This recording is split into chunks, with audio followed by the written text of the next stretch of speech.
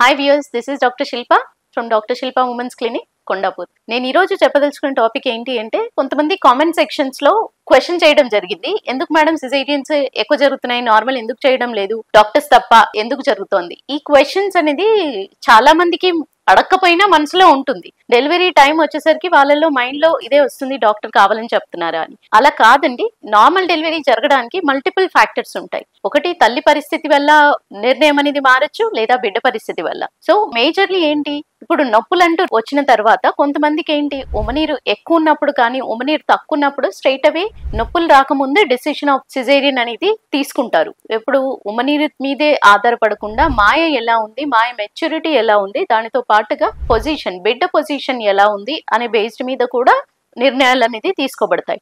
At the same time ఎప్పుడైతే నెలలు నిండడానికి వచ్చినప్పుడు, అంటే 38 వారాల తర్వాత ప్రతి డాక్టర్ వెజైనల్ ఎగ్జామినేషన్ అంటూ చేస్తారు. వెజైనల్ ఎగ్జామినేషన్ చేసినప్పుడు ఏంటి అంటే, వాళ్ళల్లో తల్లి పెల్విస్ అనేది దారి అనేది బిడ్డ డయామీటర్ కి సరిపడా ఉందా, అంటే బిడ్డ రాగలుగుతుందా లేదా, లేదా వాళ్ళ పెల్విస్ అనేది చిన్నగా ఉందా, దారి అనేది చిన్నగా ఉండి బిడ్డ రాలేని పరిస్థితుల్లో ఉన్నట్టయితే స్ట్రైట్ అవే వాళ్ళకి సిజేరియన్ అనే అడ్వైస్ చేయడం జరుగుతుంది. ఈ అడ్వైస్ చేసినప్పుడు ఏంటి, మీరు పరిస్థితి అర్థం చేసుకోవాలి. సో ఎందుకు సిజేరియన్ దారి అనేది చిన్నగా ఉంది అని అంటే, ఇలా బోన్ డయామీటర్ ని బట్టి డాక్టర్ చెప్పగలుగుతారు. ఈ బోన్ డయామీటర్ అనేది బిడ్డ తల డయామీటర్ కి సరిపడా కింద నుంచి రాగలిగితే గనక పర్వాలేదు, లేదు స్టిల్ మేము నార్మలే కావాలి అని చేసినప్పుడు బిడ్డ వచ్చే టైంలో ఇంజరీస్ జరగడం కానీ, లేదా బేబీ తొందరగా ఏడవలేకపోవడం కానీ, ఐసీయూ అడ్మిషన్స్ కానీ జరిగే అవకాశాలు ఉంటాయి. సో ఇవన్నీ కూడా దృష్టిలో పెట్టుకొని మీకు అడ్వైస్ చేయడం జరుగుతుంది. సో దాన్ని బట్టి మీరు కొంతవరకు ట్రై చేసి మేము షార్ట్ ట్రయల్ లాగా చేసుకుంటాం మేడం అనే నిర్ణయం అనేది మీరు తీసుకోవచ్చు. At the same time me gynaecologist moderate గా ఉన్నప్పుడు ఈ గైనకాలజిస్ట్ అనేది ఎక్స్ప్లెయిన్ చేయడం జరుగుతుంది. దానిలో మీరు ఈ కారణాలు కూడా అర్థం చేసుకోవాలి. చెప్పినప్పుడు సరైనదా కాదా అనేది మీకు అర్థమవుతుంది. నొప్పులు స్టార్ట్ అయిన తర్వాత ఉమ్మనీరు లీక్ అయ్యే పరిస్థితుల్లో కూడా ఒక్కోసారి ఉమ్మనీరు దానంతటదే లీక్ అవుతుంది. సో దానంతటదే లీక్ అయినప్పుడు ఉమ్మనీరు కలర్ ని బట్టి బిడ్డ తట్టుకునే శక్తి ఉందా, అంటే బిడ్డ మోషన్ పాస్ చేసిందా లేదా, కలర్ క్లియర్ గా ఉంది అని అంటే చక్కగా నార్మల్ డెలివరీ, పెయిన్స్ రాకపోయినా ఇండ్యూస్ చేసి నార్మల్ డెలివరీ చేసుకోవచ్చు.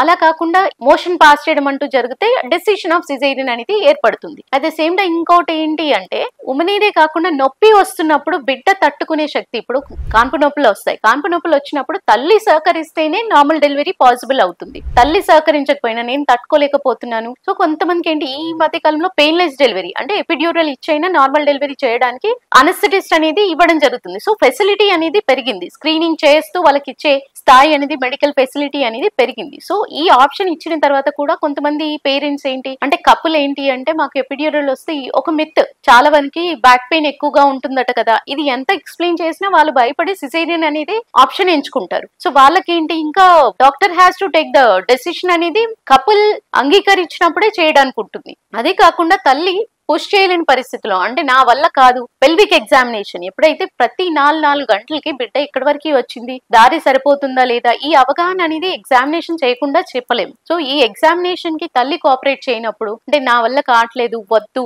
నేను చేసుకుంటాను, నాకు నొప్పులు కూడా నేను భరించలేను, ఇలాంటి ప్రెషర్ మదర్ సైడ్ నుంచి కూడా వచ్చినప్పుడు కూడా సిజేరియన్ డెసిషన్ అనేది వస్తుంది. ఎట్ ద సేమ్ టైం ఇంకోటి, బిడ్డ గ్రాఫ్ అనేది ఏదైతే కాన్పు నొప్పుల ద్వారా బిడ్డ తట్టుకోగలుగుతుందా లేదా అనేది ఒక సిటీజీఎన్ కానీ ఎన్ఎస్టీ అనే గ్రాఫ్ ద్వారా చెప్పగలుగుతారు. సో ఈ గ్రాఫ్ లో కూడా బిడ్డ తట్టుకునే పరిస్థితి చక్కగా ఉన్నట్టయితే 24 గంటలే కాదండి, 48 గంటలు వెయిట్ చేసి అయినా నార్మల్ చేసుకోవచ్చు. అలా కాకుండా బిడ్డ తట్టుకోవడం అంటూ జరగట్లేదు అని అంటే కనుక అది గ్రాఫ్, ఉమ్మనీరు చూడకుండానే గ్రాఫ్ ద్వారా ఎప్పుడైతే బిడ్డ తట్టుకోవట్లేదు అన్న పరిస్థితి గ్రాఫ్ లో తెలిసినప్పుడు, సో అప్పుడు కూడా మనకి సిజేరియన్ ఎంచుకోవాల్సిన పరిస్థితి అనేది. 2 కంటిన్యూస్ సిటీజీస్ చూసుకొని హైడ్రేషన్ పెంచి వాళ్ళకు ఆక్సిజన్ ఇచ్చి అప్పటికి కూడా పరిస్థితి మెరుగుపడనట్టయితే డెఫినెట్లీ సిజేరియన్ తీసుకుంటేనే బిడ్డను కాపాడగలుగుతాం. సో ఇవన్నీ చూసుకోకుండా మీరు ఎంతసేపు నార్మల్ అనే పట్టుకుంటే గనక మదర్ కి రిస్క్ కూడా పెరుగుతుంది, బిడ్డకు కూడా రిస్క్ పెరుగుతుంది. అంటే ఎన్ఐసియు అడ్మిషన్స్ కానివ్వండి, లేదా మదర్ కి